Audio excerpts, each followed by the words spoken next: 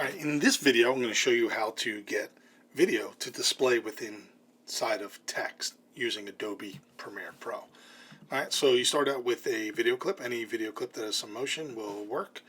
And just let you know, this is a video I had produced by Sora, OpenAI's new video generator.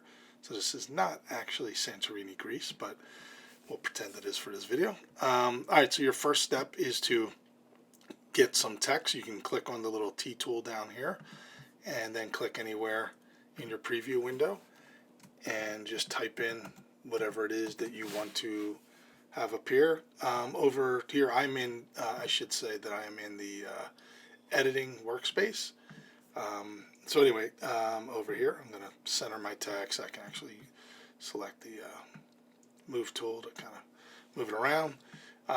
We'll go with right around there. And I'll probably make this larger just so you get more of the video in it. Alright, so we'll say that's good. And the next thing you want to do, I want to make sure this matches up with my video clip. Next thing we're going to do is go to your effects and search track. And what you want is track matte key. I'm going to drag and drop that on my video clip, not the text clip. And select my video clip and go over here to your effects control and find where that track matte key effect is.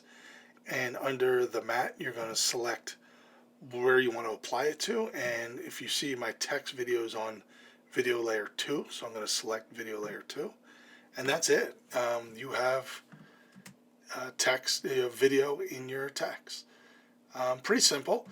And in the next video, I'm going to show you how you can get this text to reflect and get more of your video in it, and kind of a cool effect.